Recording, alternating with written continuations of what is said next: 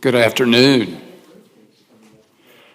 I'm Gil Fuqua, and I am chair of the ad hoc committee that was formed to look at the possibility of merging the Rolls-Royce Owners Club and the foundation. I want to introduce John Sweeney, who is also a committee member he was serving as president of the club. Ron DeGuffroy, who was past chair of the foundation. Others on the committee from the foundation side are Tom Cox, he was the independent director. Tim Jane and Simon White serve on the committee from the Rolls-Royce Owners Club, and John Waples, who serves as treasurer of both the foundation and the club, is on the committee. So it was formed in August of last year by the vote of both boards, and the purpose was to review the potential of whether to merge or the opportunities to merge the club and the foundation. And this meeting was formed today as a forum for you to ask questions about it, but before I open it up to you for the purpose of that, let me just give a few highlights on that. We've received a lot of feedback so far, both positive and negative.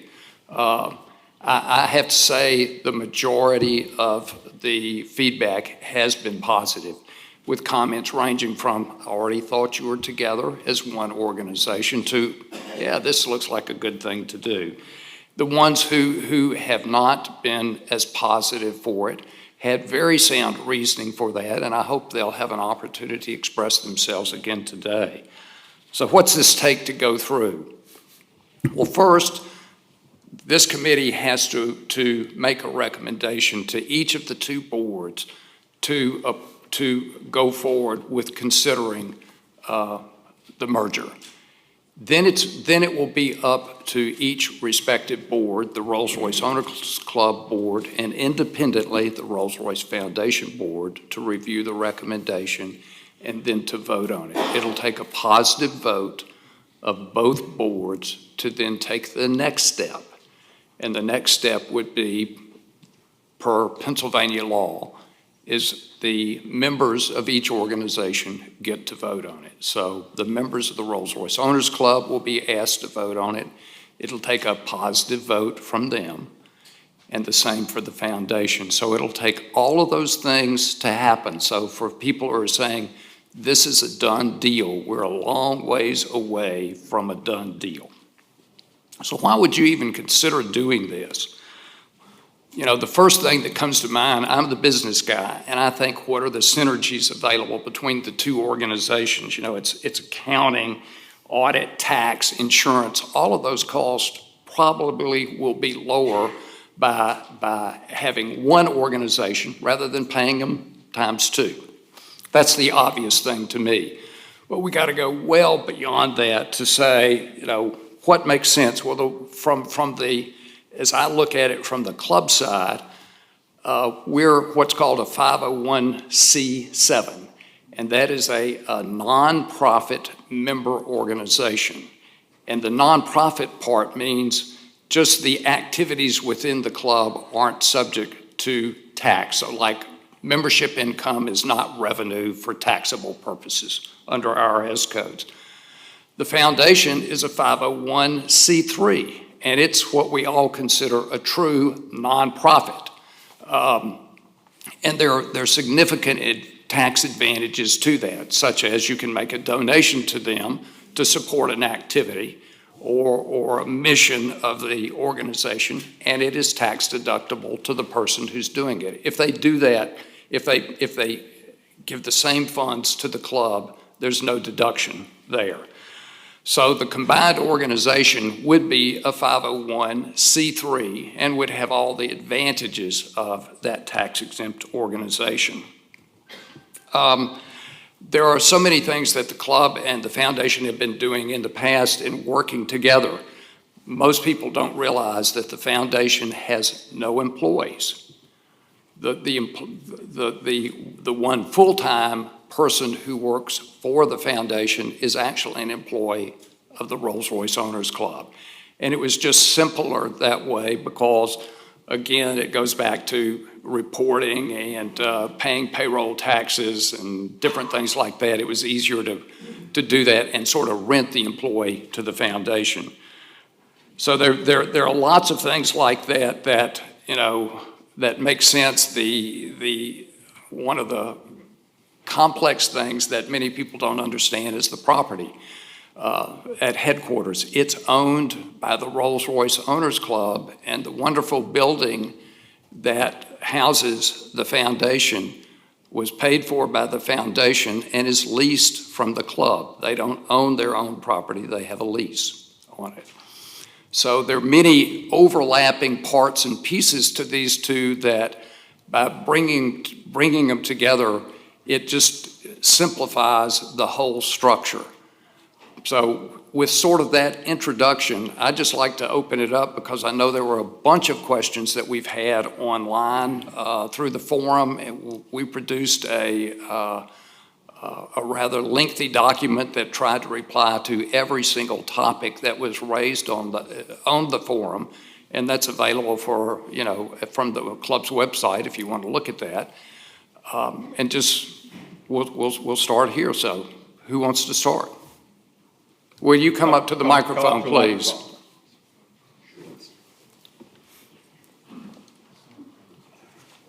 And also, as is our tradition, identify yourself by name and the city you come from. I'm Bill Botter, and I've been a member for many years, and I'm a leader in the Early Post-War Society. And I would like to know how, if this merger happens, how is that going to affect regions and societies? In particular, how is that going to affect region and societies' bank accounts and assets? Okay, so Bill's question is, if the merger is consummated, how does that affect regions and societies, and how does it affect their bank accounts?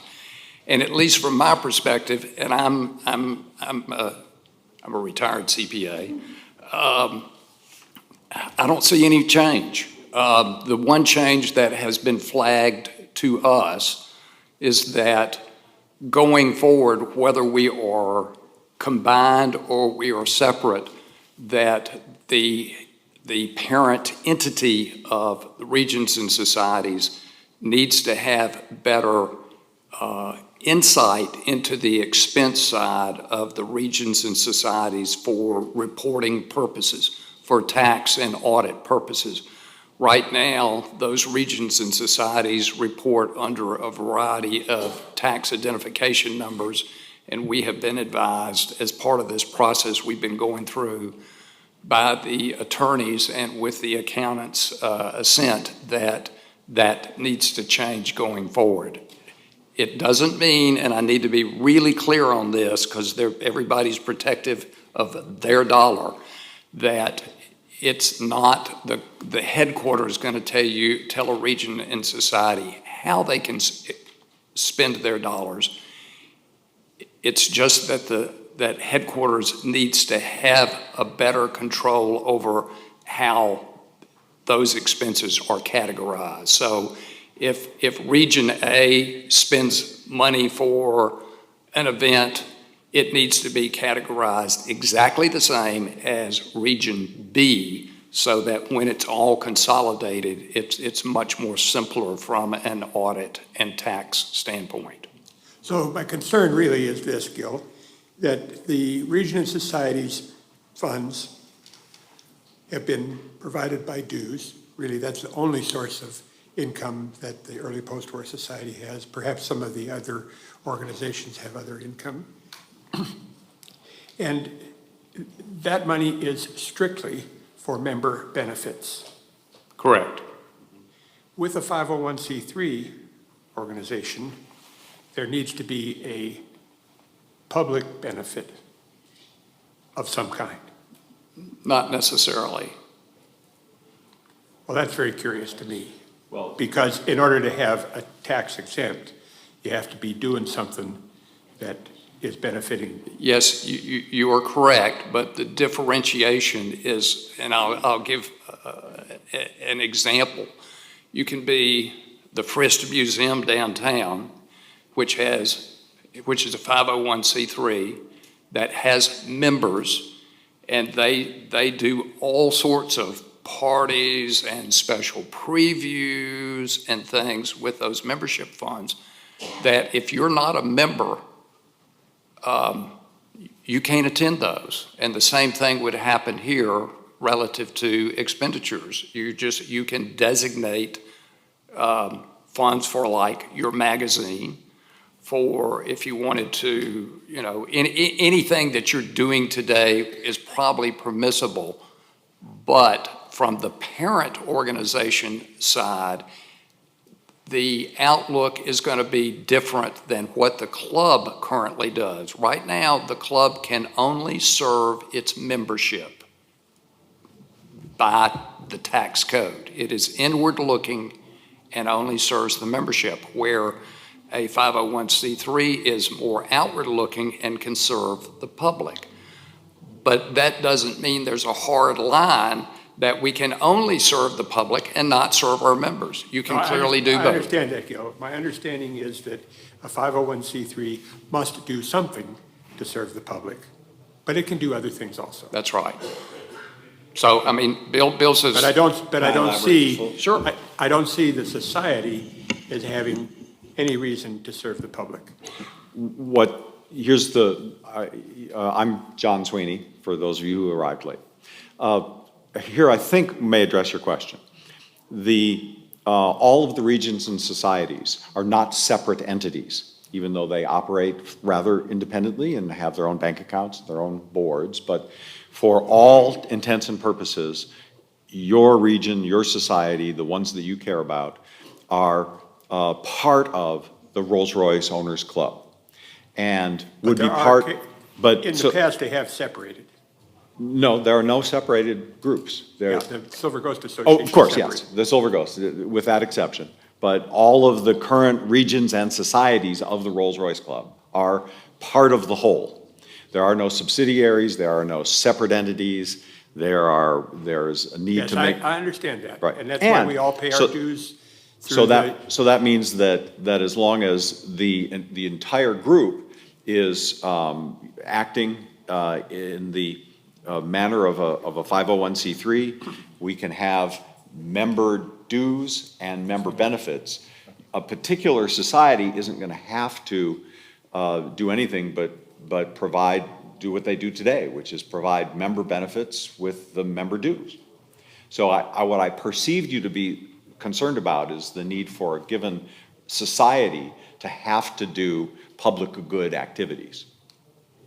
And as long as the club is doing public good activities, that I think. No, what I'm concerned about is that this additional oversight that Gil refers to, that the tax people want to have in a 501c3, that will cause you to be looking more carefully at the regions and societies.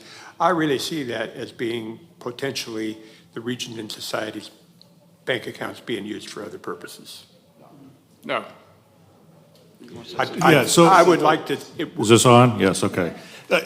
So let me shot at this. And also, I apologize for being late. If you don't recognize me, I'm John Waples, the treasurer.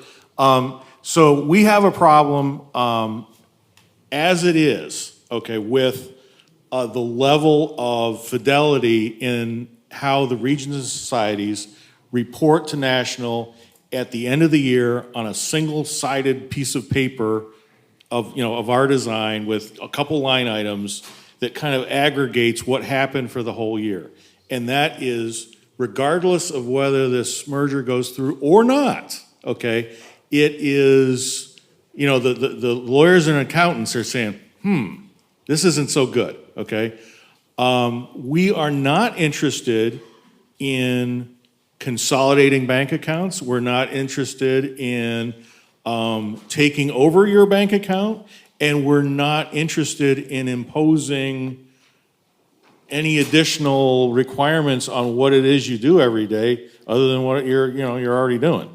Other than we're going to have to figure out, and this is what I'm going to have to do, is figure out a way to report this on a more regular basis to keep us out of hot water with the IRS. And that, it's as simple as that. There's no I mean, keep asking us questions, but there's no like underlying scheme here where we're trying to, you know, take all your money away from you. That is not the case. Al? Al Briseno from Texas. We're talking about the minutia of a merger. I mean, I understand it really well. But maybe we should step back for members who are not lawyers or not accountants or didn't have a business. What's in it for the member to have this merger? How does it benefit the member itself or the organization? Maybe that will open it up. Instead of talking about the fine points, step back at a 30,000 and say, all right, as a general member, what's good about it? Or is there some downside? Because I'm sure a lot of people think if it's so good to be true, it usually is. So what's the downside to a proposed merger? Can I relay an anecdote? So allow me to relay an anecdote of, and I don't know if the member involved is here, I won't mention anyone by name, but I was having a nice conversation with members who were here who talked about the efforts that they make in their regions to support interesting and fun and wonderful regional events that is not covered, the expense is not covered by the fees that members pay to do one of these events. So they say they are happy, and they're not the only people who tell me this. Many people in this room have written checks for the benefit of this club and their members, and to make an event or something better. Special, more exciting, more fabulous, more whatever. And we're all happy to do it. And that's how you create great events that attract new members and retain the members that we have. You can't do it by charging $500 a head for a regional event that, you know, or a luncheon, or a tour, or an afternoon excursion. Almost always, somebody's writing a check. I've done it, and I won't ask for a show of hands, but there are people in this room who I know have done it. And we're happy to do it. This couple, you know, was saying, we're happy to do it, we're gonna continue to do it. But you know, it would be nice if those donations were tax deductible. That would make a big difference. And it would perhaps encourage other people to continue to support the club in ways that they have been doing, and in ways that make it a better club for us all. So that's one of the things that I see as a good reason to merge the foundation and the club. There are other good reasons, and I'll let others address those. Gil may have other ideas, but to me, going forward for the long run, it's the ability for this club to continue to offer great member programs and allow our members to make tax-deductible donations of cash and cars and equipment and whatever else to allow this club to run better. And Al, I would add to that something that Gil had alluded to briefly. You know, we are paying two separate insurance policies. We're doubled up on all sorts of bills because we're two separate organizations. By merging, that should drive down some cost. The other issue, because the foundation has no independent employees, I think you said we rent, Sarah, so we contract with the best person in the world. Because the foundation in and of itself doesn't pay an employee, we are ineligible for certain grant money that we could be bringing in to subsidize additional activities and events and facilities and programming and all sorts of amazing things that are out there for the taking that we simply can't do now because we're hampered by a lack of funds. So that's what I would add. Please identify yourself. I'm Miranda. I'm out of the San Diego region, but we move around. We're military. What's your last name, Miranda? Pinta. Hello.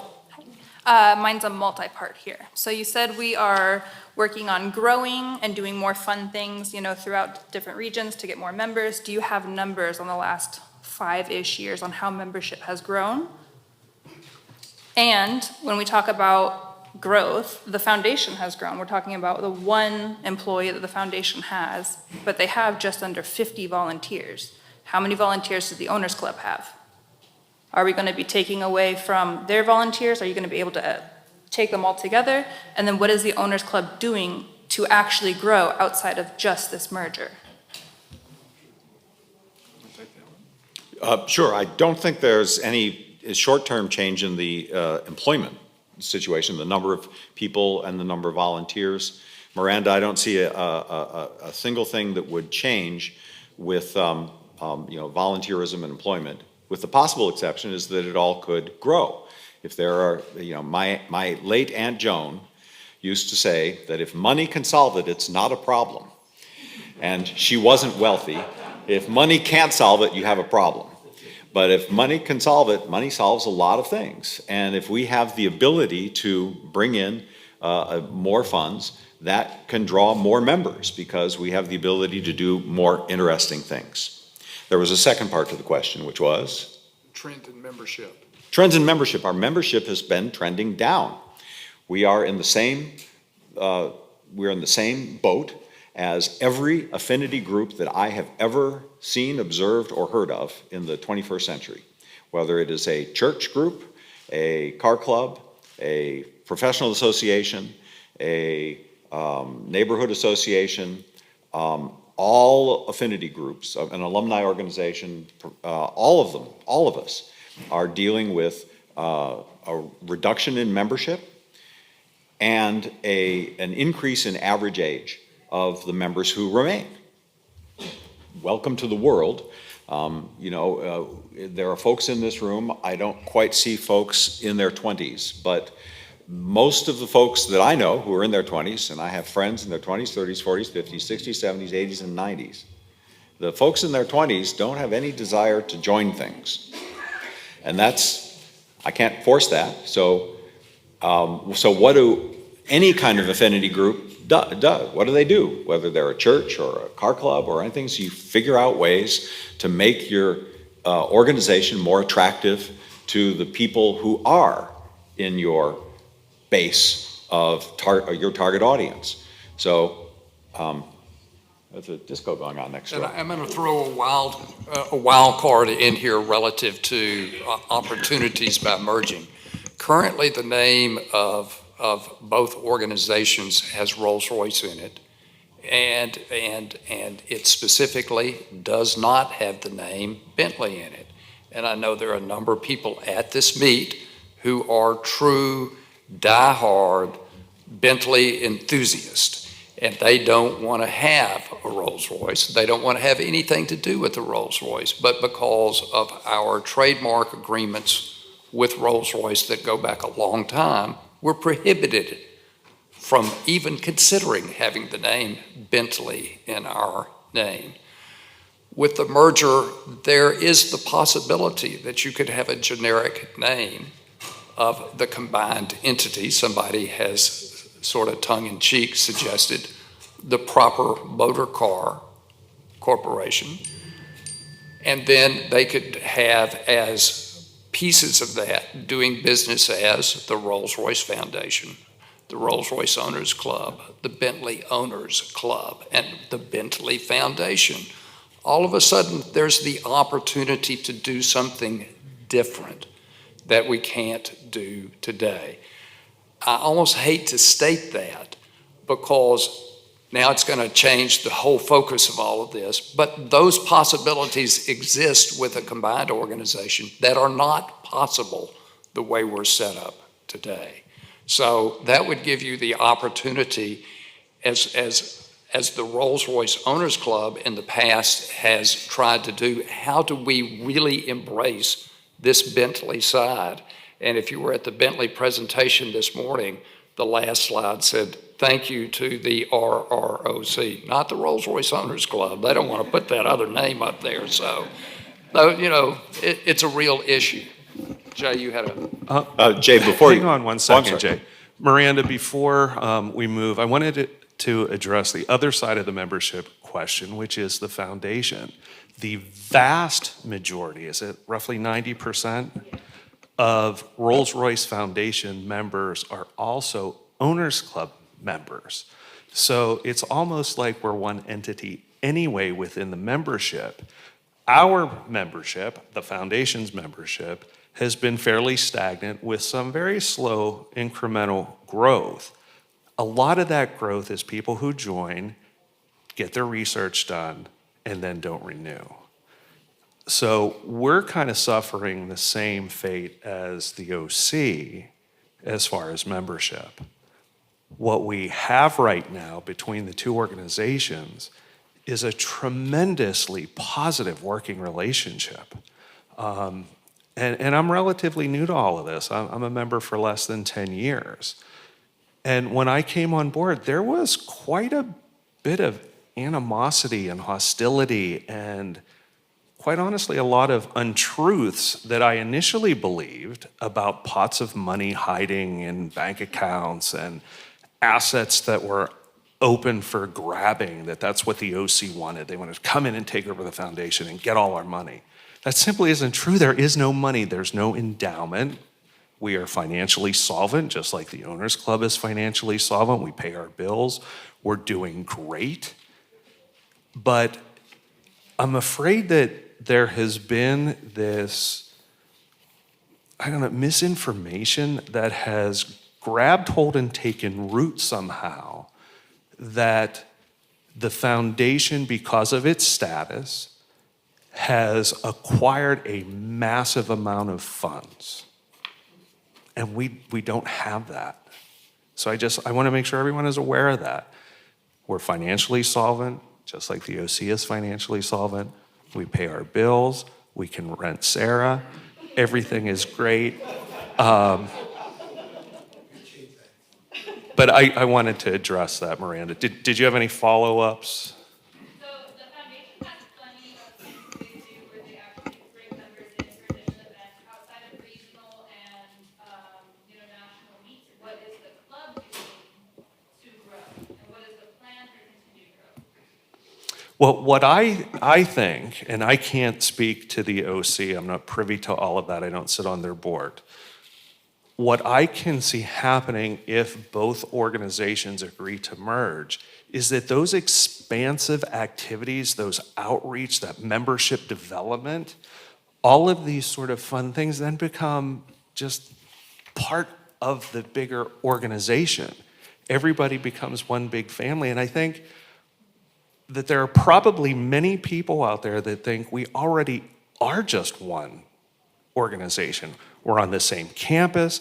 We have employees from the OC that are at the foundation. Sarah goes up to the OC. Our volunteers, if they're there, if something's needed, it's like, yeah, I'll come over. I'll move stuff. You know what? You love the organization. You love Rolls-Royce. You love Bentley. You want to help it. And I think we need to get to the point where we realize this isn't territory. It's people that love the same thing, and how do we bring them all together under the same umbrella going towards a shared goal, which is to appreciate Rolls-Royce, to appreciate Bentley, to appreciate the phenomenal stories. Every time I come to these meets and I meet people and talk to people, this is what it's about, right? The cars are what get us here, but it's the people that drive the organization to great things. And I think that, again, if it goes through, I think that will just get better all the way around. So tagging, How are you reaching more new members? What is your goal for the outreach program, not within the Rolls community? How are you finding new members? How are you finding new preservation, remodeling? How are you bringing people into this? What is your plan for bringing more people in? If it's already a downward trend, what are we doing to expand? so let me sort of tag onto it. There are lots of great marketing ideas that people have for marketing the foundation and the club and gaining new members. I'm a marketing person, just like Gil. Gil's a CPA. I'm a marketing person. All marketing programs require resources, funds, big, huge funds. So how we tactically do that depends on funding. So we have to get better funds in order to do better marketing. There are some things that we're limited to do. We can't go out and send a direct mail piece to every Rolls-Royce owner in Texas because the state of Texas no longer reveals who the Rolls-Royce owners are.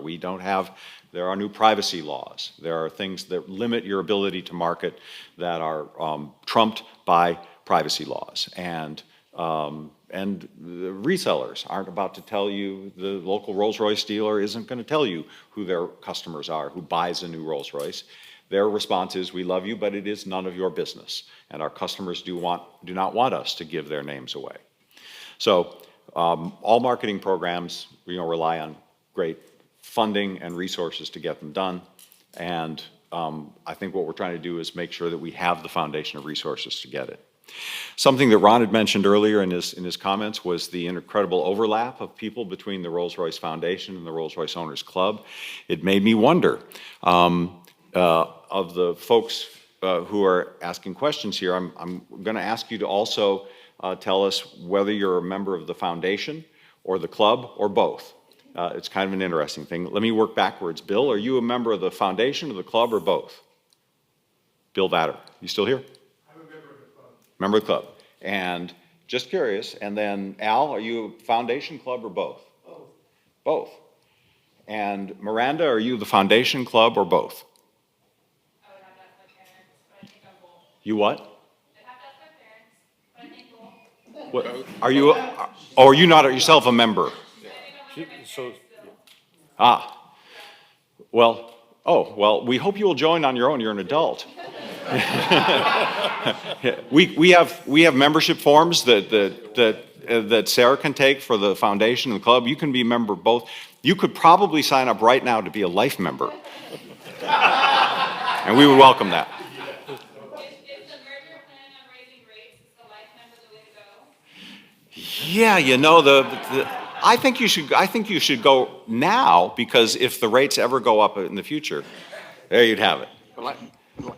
I have to tell you something that happened in the foundation meeting the other day. We noticed the trend in life memberships just went through the roof because someone had early asked, if I'm a life member of the foundation, would I be a life member of the combined entity, or vice versa? And the answer was, we don't know, but we think so. So we've already got a life membership in the club is $2,200. A life membership in the foundation was $500 until we realized that somebody was already gaming the system. So if you were planning on being a life member of the foundation starting yesterday, it was $2,200. It's been raised. So, one thing I would like to point out, though, that we haven't specifically mentioned, are there two really good templates for what we're trying to do. One is the AACA, that was I guess it's the largest car club in the U.S. Yeah, largest antique car club, and they merged with their library, which was the 501c3, and the surviving entity was a 501c3, and they've been in operation now for a number of years, and they are also Pennsylvania corporations, as is the club and the foundation. So that has worked, and it's been a successful merger. The Silver Ghost Association is a standalone 501c3 organization who basically functions like the Rolls-Royce Owners Club in terms of what they do, except they're just exclusively focused on Silver Ghost, but they're a C3.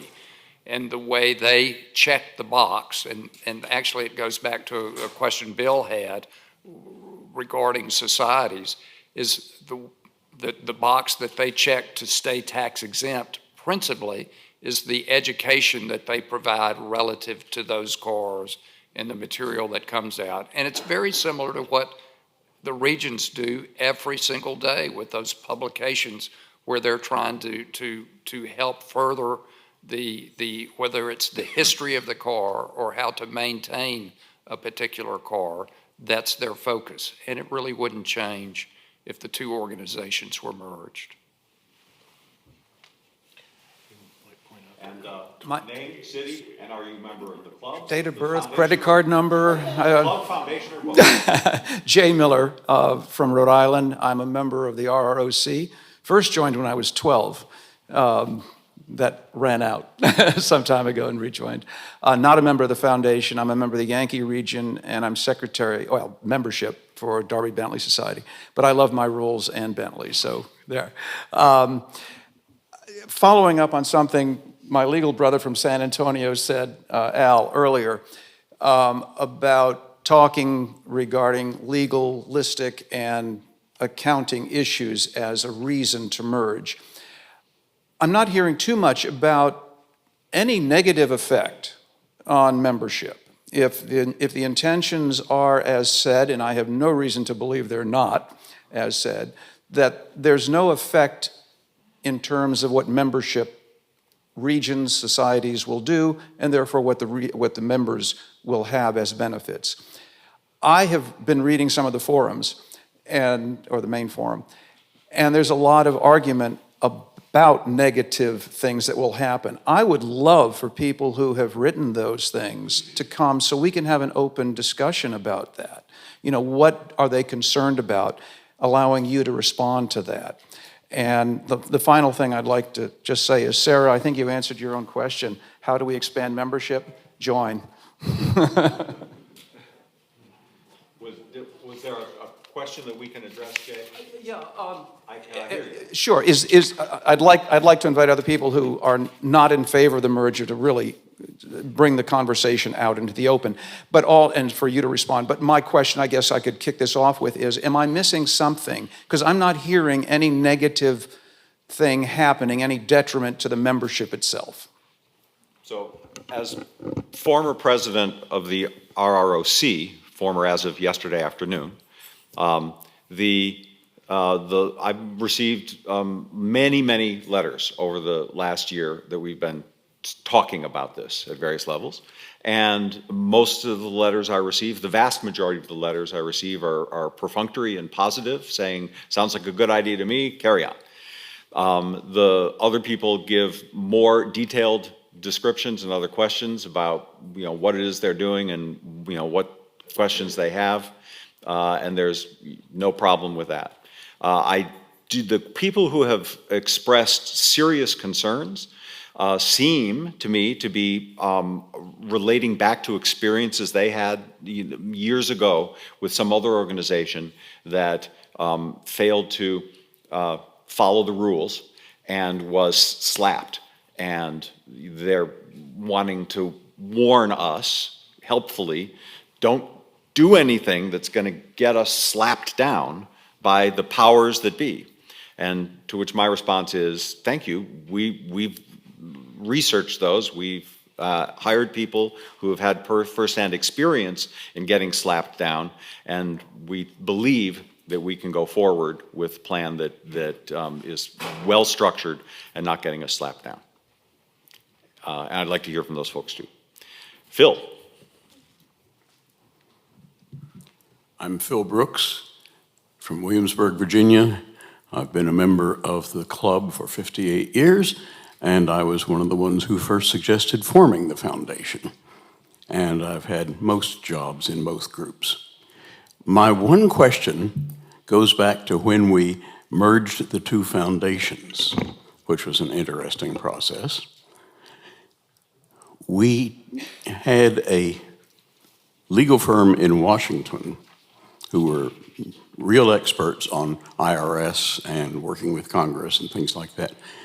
We asked them to check and make sure that merging those two foundations would be legal and acceptable, and Chuck Grassley wouldn't come after us because this is a rich people's group and we have to watch out for them. The same sorts of questions could be asked, and probably should be asked, regarding this merger. I know you've consulted with Pennsylvania attorneys. Have you consulted, or do you have any intention of consulting with people who have real expertise in Washington on IRS and on relations with the Hill? Thank you. I think the merger that you referred to earlier and what is being contemplated today are very different. One of the issues that goes back with thinking about merging organizations before is up until, I don't know, 4 or 5 years ago, the Rolls-Royce Owners Club was a New York corporation, and it was changed to a Pennsylvania corporation, and that was done really for ease of management of sort of the back office part of it and complying with, we were domiciled in Pennsylvania, yet having to hire New York attorneys to advise us on certain corporate things. So by changing to Pennsylvania, it made it simpler just from an administration point of view. And both the club and the foundation are Pennsylvania-based corporations. In consulting with the attorneys, they tell us that the combination from a legal standpoint is relatively straightforward.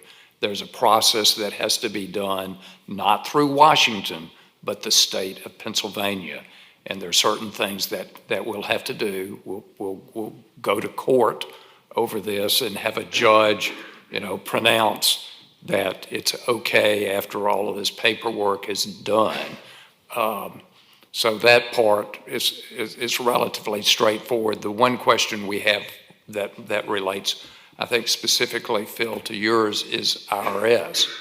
And we are told by both the attorneys and accountants that, again, this is a relatively straightforward vanilla transaction, that it doesn't require any superpower out there to pass judgment. It's just filing a form and it's done. And it's on the checklist of things to do. There's a timeline for when you submit the question to the IRS.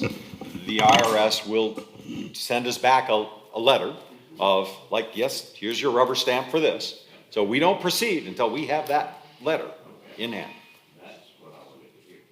Well, I'm glad I have you looking laser straight at me. Millie.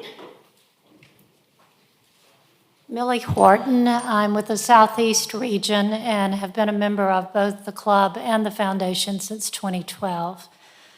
My question is coming from one of the members of as head of the Early Post-War Society. I have been asked to ask the question, what are the 3 definitive advantages to the foundation in this merger?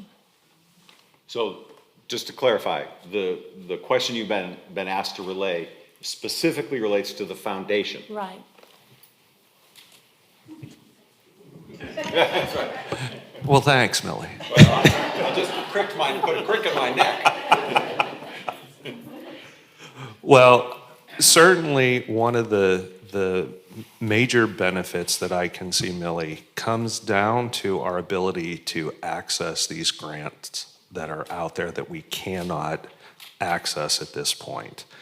And what that then does is permit us to do additional research, additional preservation, hopefully provide additional services to the membership without an increase in the costs, right?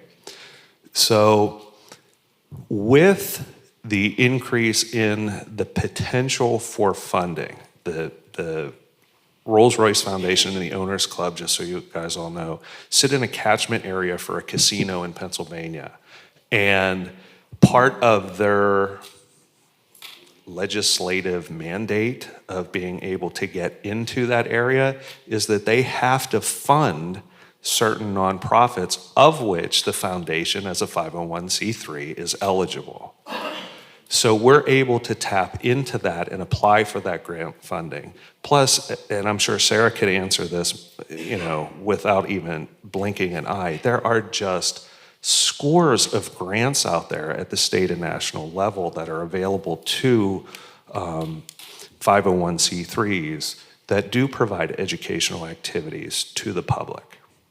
Okay.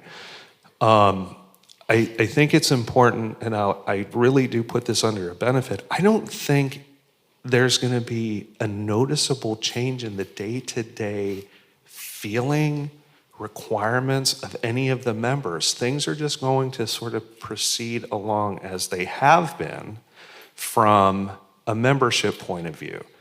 Checks might be written differently, the name might change, but meets are going to go forward, technical seminars are going to continue, regions and societies are going to continue to do what they do and have their boards. Now, the treasurers of those societies might have a little bit more reporting to do, but that's going to happen whether or not the merger occurs or doesn't occur. So that's, from my point of view, those are some big activities. And I'll throw it out to Sarah and Mark if you want to add anything else. They're looking at each other with their necks closed. So I'm a brand new member. Welcome. Wait a second, so do you have a new question? Well, so my name's Tom Kozar. I'm Rolls-Royce Owners Club member for like 8 months. And just on the 501c3, my son did FIRST robotics. And it's a high school robotics program. As with anything, how good do you want to do? How much money do you have? For the first 2 years, we struggled. Because if you go to anybody for money, we can't. As soon as I set up the 501c3, me and my wife, it's one form, you send it to the IRS, and I was amazed. Bam, 2 weeks later, it came back. The floodgates opened at that point. I went to Boeing. Even Boeing has a program that if it's a 501c3 and you volunteer, they pay you a volunteer $10 an hour. Doesn't sound like much, but all the judges out there, the seminar folks out there today would have all been volunteers. Now they would have worked for a company that had that program. But my son's robotics team went from underfunded to world champion and competed in Australia, not only because they were really 6 smart kids, but they were extremely well funded once we tapped that 501c3 money. Right. It's like in racing. How fast do you want to go? Thank you, Tom. Tom, remind me of what your last name was? Kozar, K-O-Z-A-R. Thank you. Well, welcome, Tom. I hope you're enjoying the meet. I have learned more in the 5 hours I've been here than the 5 hours. Fabulous. And wouldn't it be great if through this merger, the educational programs that are offered here could be tax deductible? Wouldn't that be great? It would be fantastic. Millie, another thing before I tap Mark here to add any additional, a good example, we just recently found out that because the foundation is a 501c3, we're eligible to get a paid volunteer through AARP. So those types of opportunities should expand once we're able to kind of get our sea legs about us and reposition some staff around a little bit and better utilize some of the members that we have up there. I mean, it's just so exciting to me. But the lack of any real substantive change to the membership, I think is huge. Things are just going to kind of go along. Back office will, probably want to scratch their eyes out for a while until everything is figured out, but then it'll be okay. He was able to tap into those grants as a 501c3. Why can't we? Well, we probably will be able to. Part of the problem is we simply don't have the physical staff to do everything that we need to do. And this is probably getting off topic of a specific merger question, but we're at a tipping point where we're doing so many wonderful, incredible things. And Sarah has done a great job developing the volunteer program, but they're still volunteers. And we're a little bit hampered by a staffing issue and a little bit of a victim of our own success right now. But we're looking at options to kind of get there. Millie, just out of curiosity, would the person who asked you to ask the question like to be identified for the record? That's fine. Stu, who is my treasurer,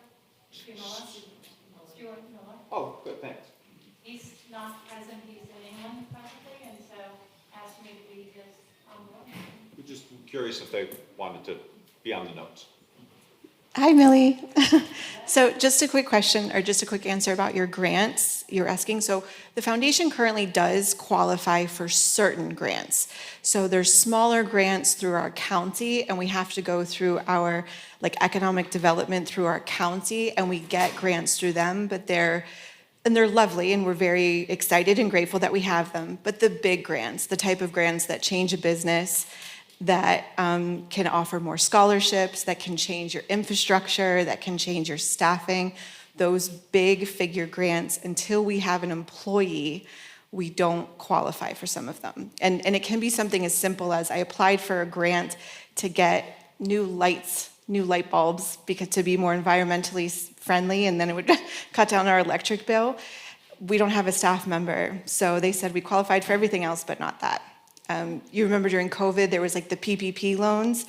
The foundation would have had all of the staffing cost waived, and we wouldn't have had to pay anything back if we had a staff member, and we don't. So as soon as we do, we have these grants ready to go, but we do currently qualify for them. We get Juliet, our wonderful paid volunteer, because we qualify for smaller grants, not the business, amazing 6-figure, 7-figure grants right now. Mark, did you want to add?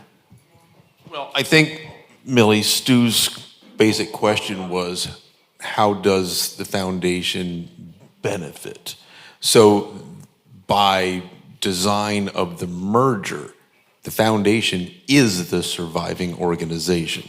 So so everything automatically is a benefit. The property alone that the Owners Club has would be part of the surviving entity. So for the first time, the biggest thing is the physical portion of the foundation is now secure. The parking lot is Owners Club.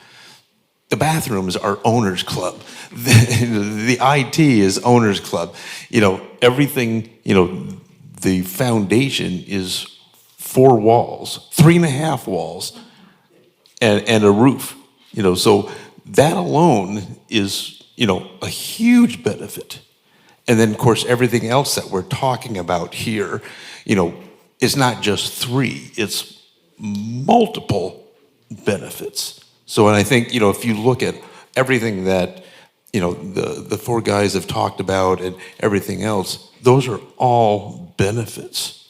Does that make sense? Okay. So Jennifer, you're next. We will probably have time for one more after you. Okay. Knock on wood. Well. And that would be Denise LeClaire-Robbins, who already stood up. Okay. You should have allowed more time for this meeting if we're going to be cut that short. Well, I'm sorry that you feel that way. Well, you knew this was going to be contentious. You should have allowed time. Somebody wanted to hear people that were opposed to it, and now we're not going to hear that. I have. Yeah. Al, before you walk out, we can make time. If anybody, this is scheduled from 4 to 5. If you want to get up at 5, you can certainly do it. I will stay here as long as you want to talk about it, and you can stay here as long as you want to listen to it, and we can discuss this. Jennifer? For it, and now we're not getting a chance to present to the entire audience the concerns that we've got, which are, in my opinion, legitimate concerns. I know you all don't think they are, but I do. You'll have a chance to present. Jennifer? I have a lot of questions, but I'm going to try to be succinct. Jennifer Curzon, I'm the Mid-America region. I'm a member of the foundation and the RROC. So I've heard a lot of discussion so far about, so some of this is statements, but also questions, so bear with me. The rationales that have been given about advantages based on tax status and those kinds of things. I worked in the not-for-profit world, both as a consultant and as an employee for a not-for-profit for about 20 years. So what I'm hearing in those things, I feel like both organizations probably need to spend some time educating themselves and the boards about the motivations of donors. I mean, John, you were just talking about the motivations of people for giving money, and literally the number one reason why they wrote that check to do something had nothing to do with whether or not it was tax deductible. Yeah, they would have liked for it to be tax deductible, but we know in this country, people spend, or, give billions of dollars for not tax deductible reasons all the time. So that as a motivation, I mean, the facts don't bear it out. If you look at the research, you will see that tax deduction is not a reason, that it's not even in the top 5 of the reasons why people give. So while I understand it may be an advantage of having a 501c3, it's not a rationale for becoming a 501c3. If that's the basis of the merger. So there's that issue that I think that the question related to that would be, have you given consideration to rationales besides those two, because they've come up both on the forum and in the magazine and some other places where people are asking, why are we doing this? What's the motivation for doing it? And the flip side of that is we already have the Rolls-Royce Foundation, which does have a 501c3. And if they are not right now successfully enough raising money to fund a staff person, then the idea that the motivation of having a tax deduction, the rationale doesn't make sense. I mean, I feel like I'm circling that. Do you see what I'm saying?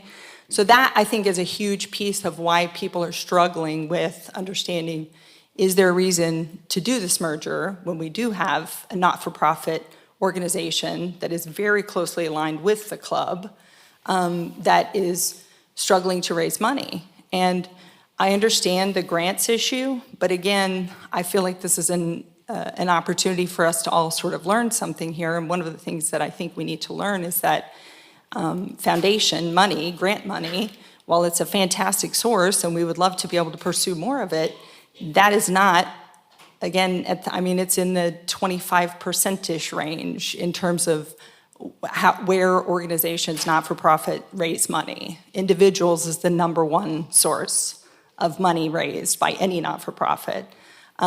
So I feel like there's a little disconnect in what we're saying are the advantages, and that, I think, is giving people pause. So my question would be understanding motivations of donors. If we are taking the supposition that the Rolls-Royce Owners Club includes a lot of people who are members, who would be potential, what we would consider prospects, donor prospects for the foundation, if we were to merge into a 501c3 and become a not-for-profit, that's your potential donor base. And I feel like maybe we need to be concerned about what they think of a merger and what would motivate them to give to this new 501c3, both as members or just as donors. Okay. Let me answer. To me, the answer is very simple. Mm-hmm. If we take the 501c3 advantage, to me it's an advantage, mm-hmm. off the table, the reason to do the merger are the synergies gained by taking two organizations and the expenses of two organizations mm-hmm. and combining them into one, so that we don't have the issues of rented employees, we don't have two audits, we don't have two sets of insurance policies, we don't have two sets of very complex tax returns. Mm-hmm.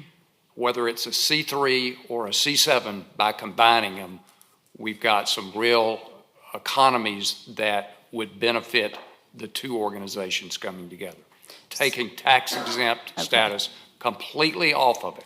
You are correct in that, your idea of, we don't know what members think, but the members will have a chance to express their opinion when they vote on this, if they get a chance to vote on it.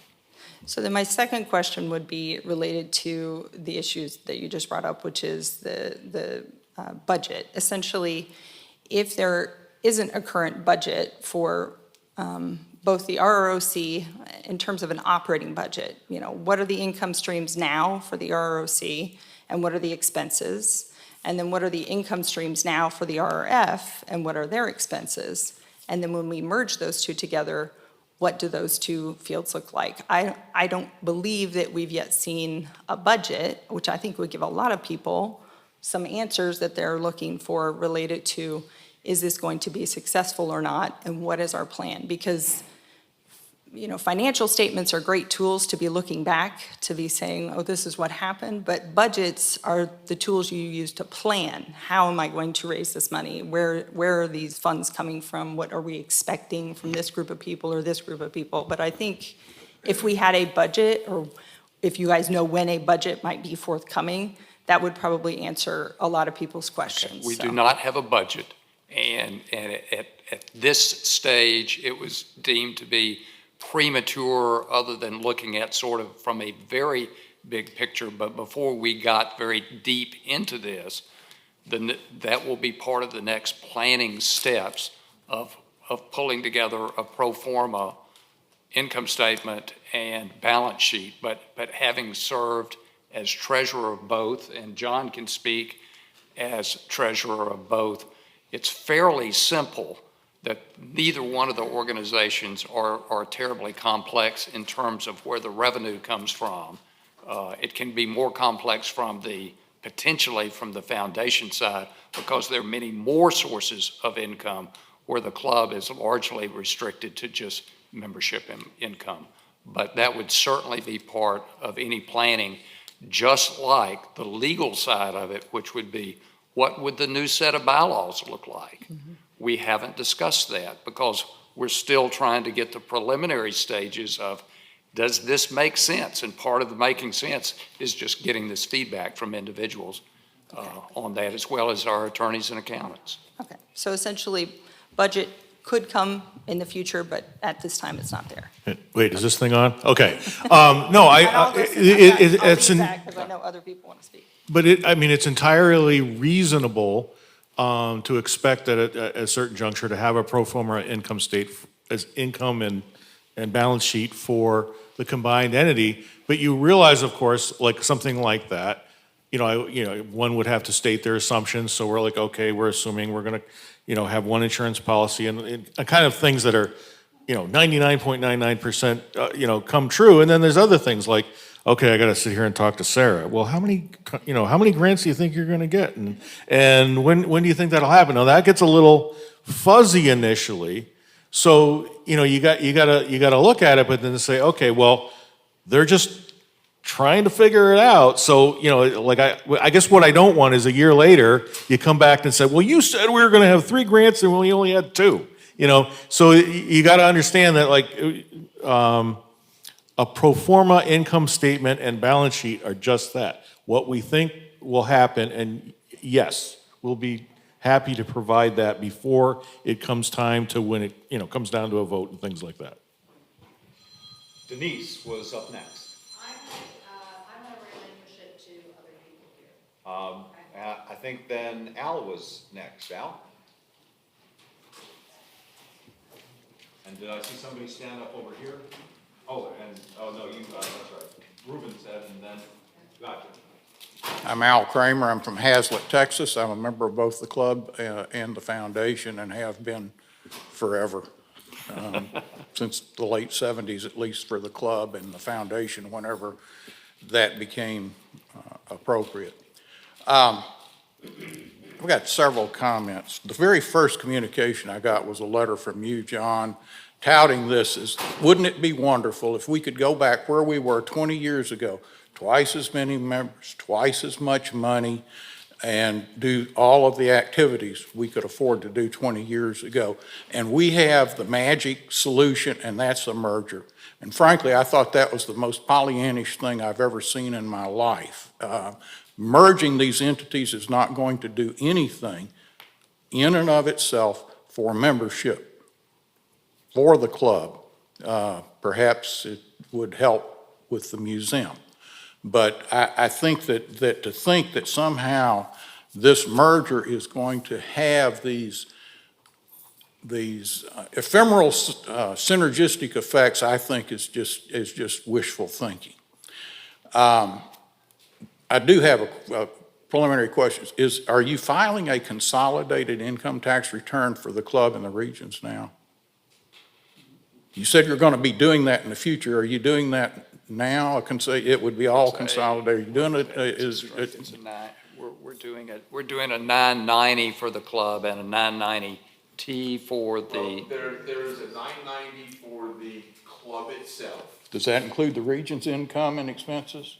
No, and then there is a separate 990 for the regions and society. Okay, so. And then there are 990Ts for 4 to 6 regions or societies that have extra income. And so is that going to continue? I don't know the question, but I would, I don't know the answer. Okay. Second question. You have repeatedly stated in prior communications and today that that there is a paradigm for this, and it was the merger of the AACA and the merger of the Research and Technical Library. That's not accurate. That was a merger of two 501c3s. It was not a merger of a 501c3 and a 501c7. Can you point me to any mergers of a 501c3 and a 501c7 that have passed IRS IRS scrutiny for enough years so that should not be a concern? Not off the top of my head, no. Okay. Because I haven't done that research. Okay. That, to me, seems to have been something that should have been asked of the lawyers from day one, because the function, the purpose of a 501c7 is fundamentally different than the purpose and function of a 501c3. Your only focus, John, as president and a board member of the club, is membership benefit. The museum or foundation's focus is a public benefit focus, not a membership focus. And when you put these two together, you are now asking your board of directors to start having divided loyalties. Is it to the museum that may have needs that need to be supported, for example, maintenance of their cars, whereas the club may want a new computer system for the benefit of the members? And how are you going to make that determination? When I come to you and say I want to contribute $100,000 and tell me what your need is, what are you going to tell me? Is it for the existing foundation side, or is it for the existing club side? I think that to believe that the accounting is going to be as much more streamlined and the auditing fees are going to be much less is also ephemeral. I think once you delve into it, you will see, and I've read, having been a trustee, chief financial officer of the Classic Car Club of America Museum and president of the club, I've read a lot of 990s, and I know how much more difficult more complex it becomes when you start doing a 990 for a 501c3, because you have to break out those expenses. And so it's easy when you're not combined, because pretty much everything the museum does is a public benefit because it's open to the public. And I just think that you all are short shrifting the problems that this is going to create for both organizations. And I would like to see a legal opinion from a lawyer that says we've done this before, we've never had a problem with the IRS in combining a C7 and a C3. Thank you.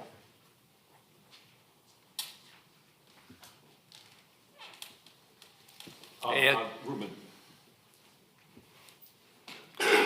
My name is Ruben Verdes. I'm a past president of this club. I'm a life member of the RROC for many years. I'm a life member of the Rolls-Royce Foundation for many years. And 10 years ago, when I was president, I was talking to lawyers that consummated the transaction for the AACA and wanted to do this. I'll say just quite frankly, 10 years ago, it was unthinkable that there would be a treasurer in common between the two organizations, and it was unthinkable that there would be an executive director. So I'm very pleased to see that that situation seems to have changed and points to a vector that the two organizations are working better together. But both organizations have a very good history and a documented history of not working together. So I want to make sure that however this proceeds, that it's very clear how the management, the board, the executive committee, and all those working parts work together. And also, I think it would be very helpful, and it was a wonderful document that was put forth to start talking about how this would take shape.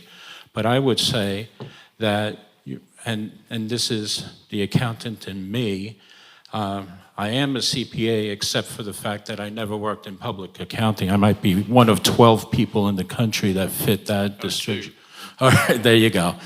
All right, so I think to alleviate a lot of the discussion here, and I purposely waited to be at the end because I was very curious. I'll give you just one, and I was glad it was brought up about life membership, okay? Because I'm one of those dopes that paid for both.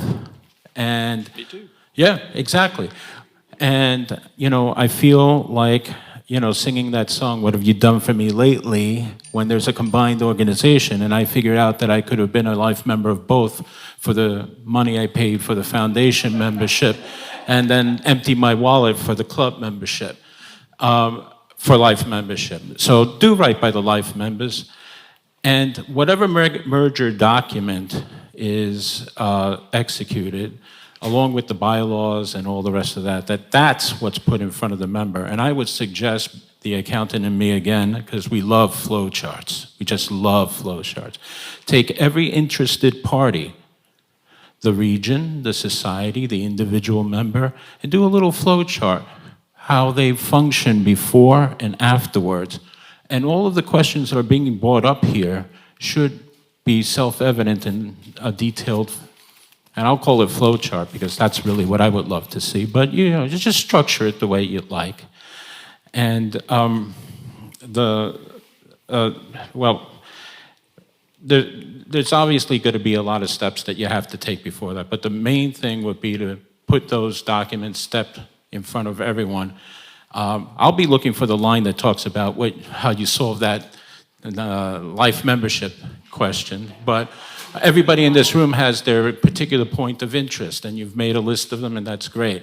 But I think if you have that flow chart and you have the documents, and how does the combined board look like? I mean, it's going to be a one board, but let's face it, we're really talking about a combined board because there'll be all of those obvious factors working in. So the devil's in the details, and the devil is having a nice dance right now over all of this. And I think that will alleviate a lot. It's an old idea. Again, 10 years ago, there was really just not that much interest in doing this amongst my fellow board members and the climate. I'm glad we're at a place where it could be done rationally. Keep doing what you're doing. Go step by step. Go slow. And I think it'll be all right. But there are a lot of good points I brought up here, and I'd love to see everybody's concerns addressed. Thank you. Well, Ruben's point that he's made about the devil is in the details is truly what's in the future of this. We have not had the specific discussion of what the combined boards, we've had a general discussion. We've had a general discussion about the bylaws, but if you're familiar with the bylaws of the two organizations, they are very similar. So the combination of these things, at least the feedback we've been getting from the attorney side has been, it's relatively straightforward. They've already developed a checklist of what we will need to do going forward, but we need to get to the decision of we're gonna do this and we move forward before we can spend the money and the time and energy of the two boards getting together and hashing out the parts and pieces of this. We did get... Excuse me, I'm sorry, for something very important, because that came up in this discussion here about names and entities and all the rest, and this may go to the life member thing as well. it almost sounds you're considering or thinking or talking about this almost like a holding company, and then you have the club and then other things, and... It could be.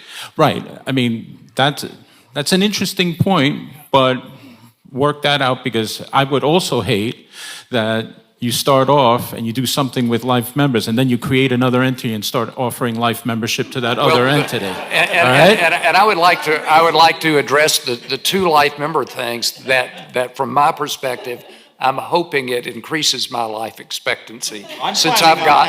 It doesn't. I'm planning on 2 lives. Yeah, because you don't. Ed, artist. Ed Artist, life member of both organizations, 50 years, RROC. But the real thing was a secret. Oh, you need to come up to a mic, please. A secret of the foundation itself. I had a young man who was doing work for me, and the company he was with, he liked, but what he really liked was for 4 years, he was a volunteer through his VOTEC program locally, working for the foundation. He said, oh boy, if I could do that for a life, I would be thrilled. P2 society today, we talk about who do we look for of servicing our cars as we get older, and the cars don't get any younger. And people are either graduating up there, but here was a youth that had the exciting experience of working, first cleaning the floors, but then getting more involved with the cars and found them thrillings. And we're talking about how do new things be created out of what isn't made anymore? Ed, what did you say? New techniques, new ways of creating new parts. That's so simpler. And so anyhow, to have the lifeblood of youth, which we club really looks forward to, being part of it with VOTEC programs tied in with the foundation particularly. That's the future. Al brought up one comment that I think is the one that I think is one of the strongest arguments I've heard about why you wouldn't merge the two, and that's the maintaining the mission and the identity of each organization, and that certainly makes sense. So from my perspective, if you merged them, it is how do you preserve the character and the mission of each of those two organizations so that they're not diluted, but they're complementary and have the opportunity to leverage off of each other. And it's, I'm sorry, I'll just make a quick comment. That was a thing that came up in discussions with those lawyers that I spoke from the AACA, and they said to me, well, have you considered just making the club a 501c3? And then my answer to that was, well, then we could continue to pay 2 insurance policies and double expenses for all these other things. Well, that's the issue. He makes a good point. If the club decided that they're better off as a 501c3, this merger does not happen for whatever reason. Now you've set up 2 organizations that are going to be in direct conflict and competition to each other, and that doesn't make sense to me either. But I think, Al, your point of that mission of each organization, that in merging the 2, we need to be very cognizant of that so that each entity maintains the character that we know and love and appreciate, whether you're a foundation member or a club member. And if we can't do that, to me, it doesn't make sense.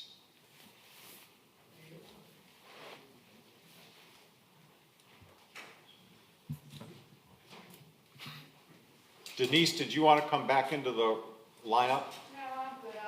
All right, thank you. Scott Dolmage, what am I a member of?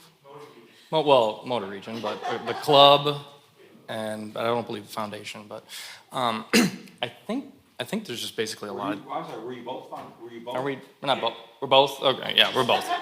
I get. Yeah. Right. So I think there's just a lot of dots that aren't being connected in the sense of people asking, how do we get more members? And I also had a question about when was the club actually changed into a 501c7? Was that about Day 20 one. years? It was was day not one. changed. It was never changed, okay. It was originally a 501c7. And that's Changed our state of incorporation, that's what we Right, call it. but that's basically out of simplicity in reporting, right? Be able to keep things internal and not have to report, as far as like 501c3, there is more reporting involved, 501c3, because it's very different from a 501c3. Exactly. So because I think too with like before the club had it had strong membership. There was really no issue with like gaining new members. There were so many people that membership could be, not say easily, but could be gained just from word of mouth and car clubs and all that stuff. But with this stuff struggling now, I think 501c7 I've just seen it as keeping people from even really engaging the public. So if the club members are the ones that have to actually engage the public and get new members, if we can't as a 501c7, then it's not going to go anywhere. It's just going to dwindle down to zero membership, basically, eventually. So I again, can't really see, other than just slightly more complex reporting, to actually be able to engage the public more efficiently. That's the only way we're going to gain members. Because also for the longest term, certainly for as long as I've known the existence of the club, as far as not being able to even invite people who aren't in the club to events, technically, that really puts a hamper on if the future goal is to gain more members, how could this possibly be a bad thing? So Thank you. That's all I see. Is there anyone else? I want to expand on something I didn't address. Do pop to the mic so that there's a recording. One of the primary purposes of this proposed measure is to increase the financial assets for the museum, because it has a very limited amount of financial assets. You can't even pay rent, much less hire anybody, because you don't have the financial assets. I mean, that's, at the core, that's part and parcel of the problem. If the museum had a significant endowment, $5 million, generating 6-7% a year, it could pay rent to the club for the space it has in the club's facilities. It could hire its own employees, and it could pursue these other opportunities that you're talking about doing.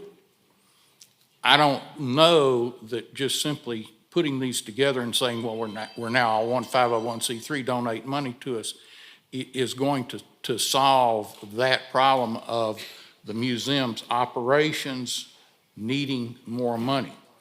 I frankly have been amazed in the last few years in seeing how little has been contributed to the museum. In my opinion, the better solution would be to the club to promote gifts to the museum, so the museum could start doing things like paying rent and paying for employees, build up an endowment to support it, like most 501c3s try to do.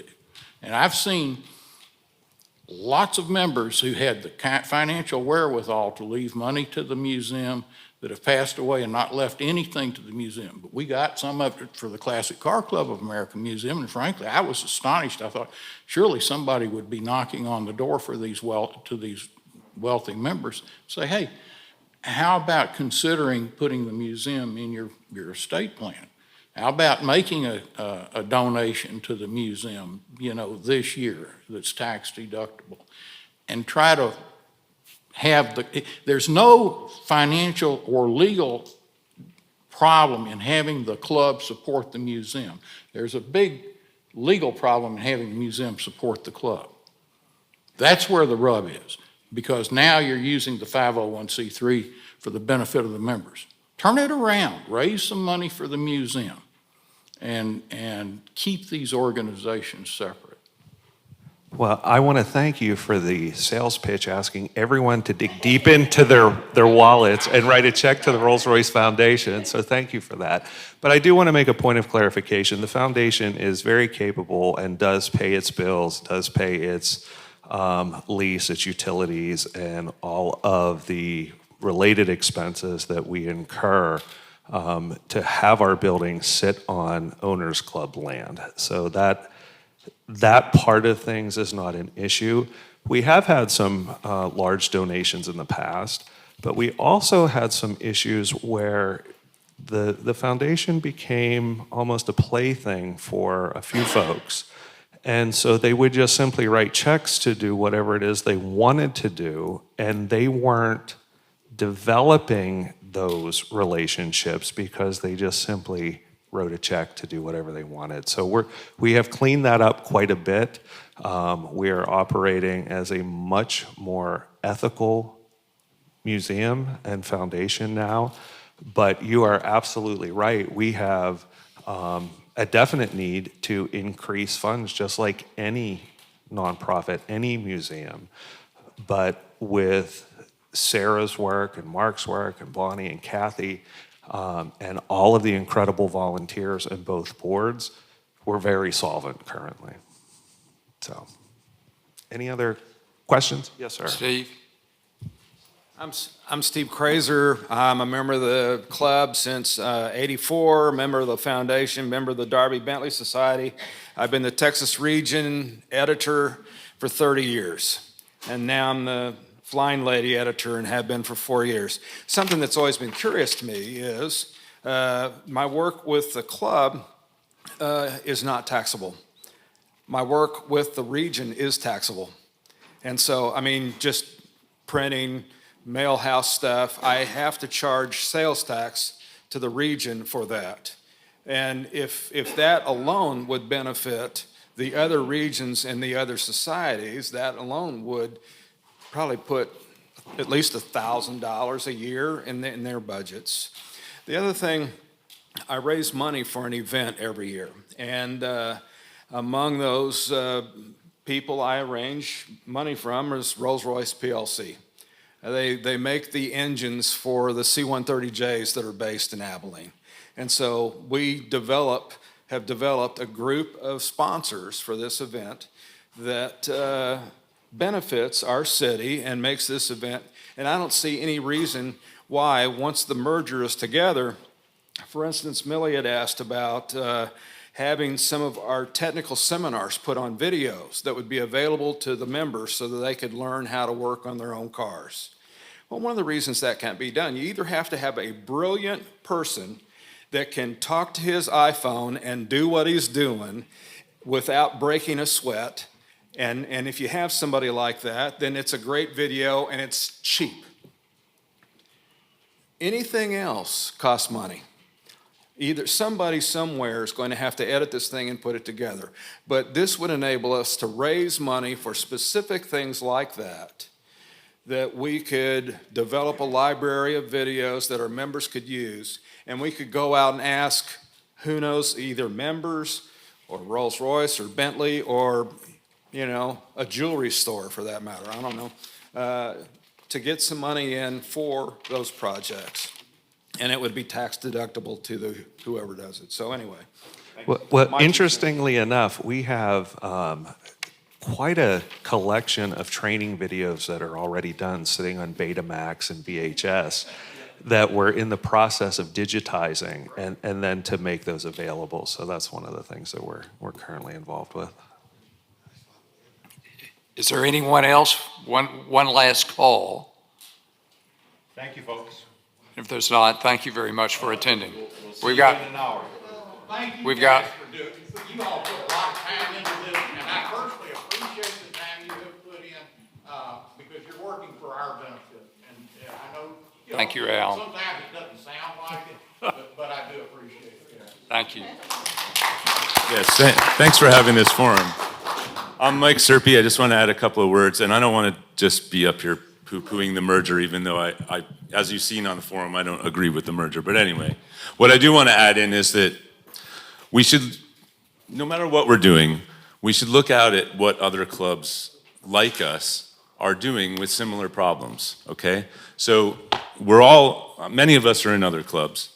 Some of them are old traditional clubs that have been around like us. Some of them are new, growing rapidly social experiments that are on the internet. When I hear that young people are not jumping into the fray of car communities, it's crazy, they are. If you go out onto Facebook, onto TikTok, onto Snapchat, these communities are growing by the millions. They look different than us, okay?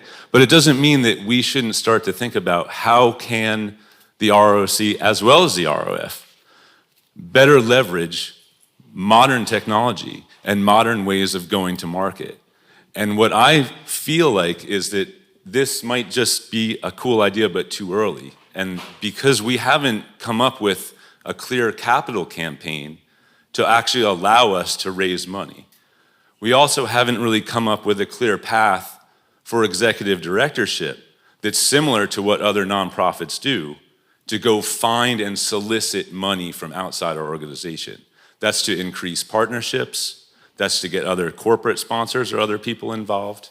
It's also to try to grow our membership through new ways that we haven't done. And many of these are very inexpensive. So, like, for instance, when I see our RROC budget and I see that $70,000 or so has been spent on consultants, I don't see that benefiting the membership. When I see massive amounts of money going to be paid out from RROC to keep Mechanicsburg going, only like 3 or 4% of our members ever go to Mechanicsburg in their life. So all of this money could actually be used to, for instance, hire a human being to do social media marketing for the RROC and the RRF, which then would in turn bring about a massive amount of growth. I do agree with Gil in that some different form of the entity could solve the problem that we have between BMW and Volkswagen. I, for one, feel like we haven't had the gonads enough to stand up to them, stand up to BMW and say, you know, we're gonna do something a little different. If you look at RREC, okay, they just changed their logo and everything, and they are including Bentley in it. If you get their publication, everything says Bentley on it now. So it is possible, because they're dealing with the same people at BMW and at Volkswagen. Volkswagen sells 15,000 Bentleys plus in this country every year. Rolls-Royce sells 400 cars, 420 cars. Bentley has offered to us, if we include their name, that they will go and give every customer something about our organization to join. And actually, it's true, because I've met with Bentley. And in addition to that, BDC, which you're part of, certain members of BDC who have been trying to split off, have also met with people at Bentley and have been willing to do it for BDC. But they're certainly not gonna, Volkswagen is not gonna allow them to spend money on a group that doesn't have Bentley in its name. It's just not gonna happen, okay? They'll come here and they'll talk, they'll come spend a little bit of dollars, but Volkswagen spends amazing amounts of money for Ducati, for Lamborghini Club, for Porsche Club, for Audi Club, for Quattro Club. The amount of money is like 10 times plus our entire budget. So I think we should be looking at how are some of the other entities out there, both in the modern world, because we're stuck in like 1990, okay? Our website, all the stuff is very antiquated. And that's understandable because we have a small amount of staff, we have a small amount of volunteer force. Unfortunately, this club, as it ages out, the membership becomes more apathetic. And when you have a community of apathy, it's easy for a lot of stuff that happens to get lost in the fray, not communicated out, not understood. So when you guys go out and you send your communications out, which is great, but it's one-way communication, it's basically PR spin about why this merger seems to be a good idea. But it's not balanced communication because you're not, as mentioned by others, showing the other side of it. So of course the responses from an apathetic reader who doesn't really know the nitty-gritty of what's going on would be, oh, that sounds kind of cool, okay, right? Mercedes Club, okay? Mercedes Club has 15,000 members and they're shrinking, like us, right? They just sold their whole place in Colorado. They've been there for a long time, right? They realized this doesn't make any sense anymore. We don't need, just like ROC doesn't need Mechanicsburg because it doesn't benefit members. But RRF either needs Mechanicsburg or a different place that maybe is better. We might all luck out in the fact that that real estate's now worth a whole bunch. We, as ROC, could sell that to the RRF and move on with our lives because all we need as ROC is a small storage locker. And that's exactly what Mercedes is doing. A club that's 3 times our size.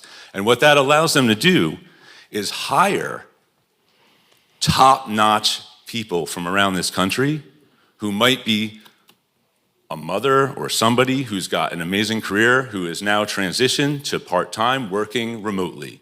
We can get people who actually have amazing connections and know how to use them to raise money for the RROC as well as the RRF. And we don't have that now.